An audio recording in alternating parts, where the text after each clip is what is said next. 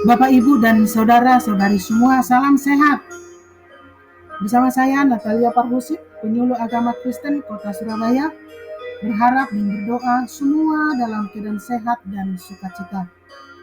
Dalam kesempatan ini saya mengajak kita untuk melihat perkawinan dalam agama Kristen. Terlebih dahulu kita melihat beberapa pengertian tentang perkawinan. Perkawinan menurut Undang-Undang Perkawinan Nomor 1 Tahun 1974. Perkawinan adalah ikatan lahir batin antara seorang pria dan wanita sebagai suami istri dengan tujuan membentuk keluarga atau rumah tangga yang bahagia, kekal, berdasarkan ketuhanan yang Maha Esa.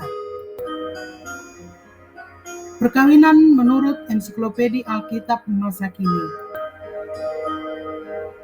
Pernikahan adalah tahap kehidupan yang di dalamnya laki-laki dan perempuan boleh hidup bersama-sama dan menikmati seksual secara sah. Dalam agama Kristen, perkawinan dilandaskan pada kebenaran firman Tuhan. Tuhan Allah berfirman, "Tidak baik kalau manusia itu seorang diri saja. Aku akan menjadikan penolong baginya yang sepadan dengan dia." Kejadian 2 ayat 18. Perkawinan terjadi karena ada perbedaan eksistensi manusia. Perkawinan harus ditopang dengan perasaan setara. Kejadian 2:18 dikatakan bahwa perempuan adalah sebagai penolong. Sebagai penolong bukan berarti lebih rendah dari laki-laki ataupun lebih hebat atau lebih kuat dari laki-laki. Bahkan dari perkawinan akan terlihat bahwa laki-laki disebut laki-laki karena ada perempuan. Begitu juga perempuan disebut perempuan karena ada laki-laki. Dalam agama Kristen, perkawinan yang sah apabila dilaksanakan berdasarkan kebenaran firman Tuhan. Perkawinan tanpa Tuhan berarti hidup tanpa kasih yang sesungguhnya. Cinta dengan mudah saja beralih menjadi saling mencurigai, menuduh, dan berusaha membenarkan diri sendiri. Namun dalam kasih, manusia dituntut untuk saling merendahkan hati. Kejadian 2 ayat 18, Allah berkata, "Tidak baik kalau manusia itu seorang diri saja. Manusia tidak baik kalau ia seorang diri, karena ia membutuhkan banyak hal yang tidak ada dalam dirinya." Sehingga Allah menciptakan seorang perempuan, seorang istri untuk seorang suami, dan sebaliknya seorang suami untuk seorang istri, dan mereka menjadi satu daging. Itulah sebab itu seorang laki-laki akan meninggalkan ayahnya dan ibunya dan bersatu dengan istrinya sehingga keduanya menjadi satu daging. Kejadian 2 ayat 26. Demikianlah mereka bukan lagi dua, melainkan satu. Karena itu, apa yang telah dipersatukan Allah tidak boleh diceraikan manusia. Matius 19 ayat 6. Konsep perkawinan dalam agama Kristen sangat jelas, yaitu seorang laki-laki akan meninggalkan ayahnya dan ibunya dan bersatu dengan istrinya. Dan apa yang telah dipersatukan oleh Allah tidak boleh dipisahkan oleh manusia. Hanya kematianlah yang menceraikan suami istri. Tujuan perkawinan dalam agama Kristen.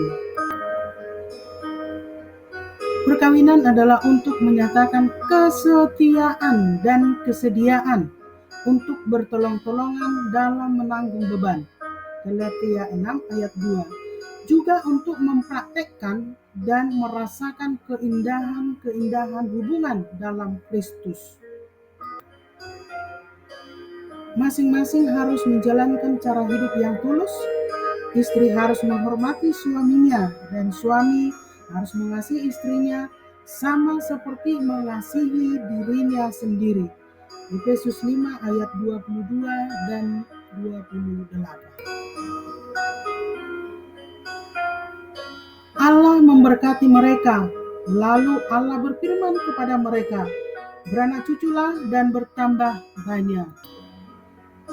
Tujuan utama dari perkawinan adalah untuk melahirkan keturunan. Tuhan ingin keteraturan dan ketertiban dalam sejarah anak-anak manusia. Saudaraku, perkawinan adalah untuk memenuhi perintah Tuhan, bukan untuk mencari kesenangan sesaat atau untuk uji coba. Jadi jangan gegabah untuk mencari pasangan. Kalau belum menemukan pasangannya, mintalah kepada Tuhan, karena Tuhan menciptakan setiap pasangan kita. Setiap pasangan ingat bahwa perkawinan atas kehendak Tuhan.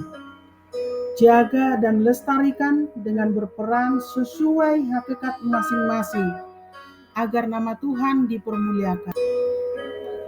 Saudaraku, ingatlah bahwa perkawinan adalah untuk beranak cucu.